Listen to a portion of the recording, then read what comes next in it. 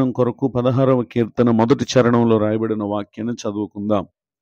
దేవా, నీ శరణుజొచ్చి ఉన్నాను, నన్ను కాపాడుము. చదవబడిన ఈ వాక్య భాగంలోని దీవెన నా ప్రియులకు మీరందరూ పొందుదురుగాక. వాక్య ధ్యానం కొరకై ప్రార్థన. ప్రేమ కలిగిన మా తండ్రి, మీ కొందనాలు. నాతో ఈ మాటలు వింటున్న మా ప్రియులతో ఈ దినమందు పరిశుద్ధాత్మదేవ మాట్లాడి మా హృదయమును మా మనసును ఎరిగినటువంటి మీరు మమ్మల్ని మాట చేత దర్శించి బలపరచమని వేడుకుంటున్నాను. కృంగిన ప్రతి ఒక్కరూ నీ మాట చేత వారు బలముందుదురుగాక. యేసుక్రీస్తు నామములో బ్రతిమాలి ప్రార్థిస్తున్నాను తండ్రి, ఆమెన్.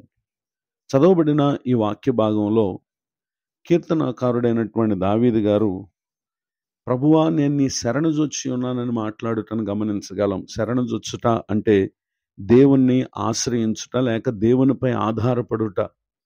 ఆధారపడుతున్నటువంటి భక్తుడు అంటున్నాడు కదా, నన్ను కాపాడుము అని. నిజమే, దేవుడు మనల్ని కాపాడువారై ఉన్నారు. ఆయన కాపుదల మన జీవితానికి ఎంతో అద్భుతం. 121వ కీర్తన 3, 4, 5, 6, 7, 8 చరణాల్లో రాయబడినటువంటి వాక్య భాగాల్లో, ఆయన నీ పాదము తొట్టిల్లనీయడు, నిన్ను కాపాడువాడు కునుకడు, ఇశ్రాయేలును కాపాడువాడు కునుకడు, నిద్రపోడు. యెహోవాయే నిన్ను కాపాడువాడు, నీ కుడి ప్రక్కన యెహోవా నీకు నీడగా ఉండును. పగల ఎండ దెబ్బైనను నీకు తగలదు, రాత్రి వెన్నెల దెబ్బైనను నీకు తగలదు. ఏ అపాయమును రాకుండా యెహోవా నిన్ను కాపాడును.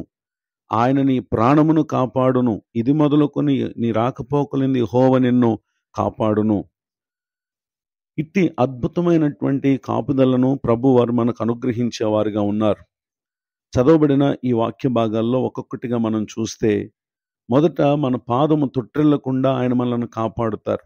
నిజమే, అనుదినము మనం వేయు ప్రతి అడుగులు, చేసే ప్రతి ఆలోచన, కలిగి ఉండేటటువంటి అనేక తలంపులు కొన్ని సందర్భాల్లో మనం సరిగా ప్రయాణం చేయటానికి కారణంగా ఉంటాయి, కొన్ని తొట్టిల్లటానికి కారణంగా ఉంటాయి. అయితే దేవుని శరణుజొచ్చినటువంటి వారి యొక్క పాదములను ఆయన తొట్టిల్లక మనల్ని కాపాడే దేవుడుగా ఉన్నారు.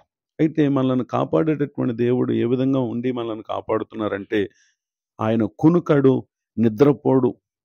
సహజంగా మానవులమైన మనం అలసిపోతాం, కానీ మనల్ని కలుగు చేసినటువంటి దేవుడు ఆయన కునుకక, నిద్రపోక మనల్ని కాపాడేటటువంటి దేవుడుగా ఉన్నారు. అంత మాత్రమే కాక మన కుడి ప్రక్కను ఆయన ఎల్లప్పుడూ మనకు నీడగా ఉండేటటువంటి దేవుడు.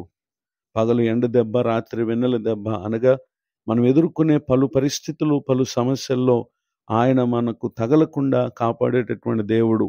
అపాయం రాకుండా కాపాడేటటువంటి దేవుడు. మన ప్రాణానికి ఎదురయ్యేటటువంటి పలు విపత్తుల్లో ఆయన మనల్ని కాపాడే దేవుడు.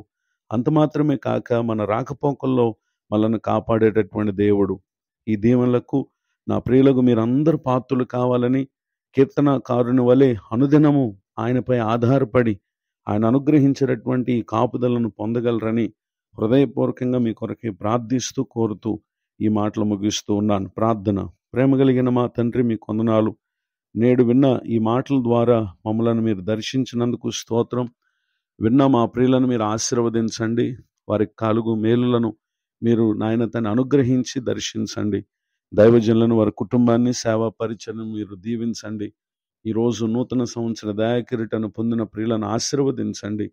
తలపెట్టు ప్రతి కార్యములో మీ సన్నిధి, సహవాసం వారికి తోడుగా ఉంచి వారు వేడుకొని మనవులన్నిటికీ జవాబును దయచేయమని యేసుక్రీస్తు నామములో ప్రార్థిస్తున్నాను తండ్రి, ఆమెన్. తండ్రి, కుమార, పరిశుద్ధాత్మ దేవుడు తోడు నడిపించునుగాక, ఆమెన్.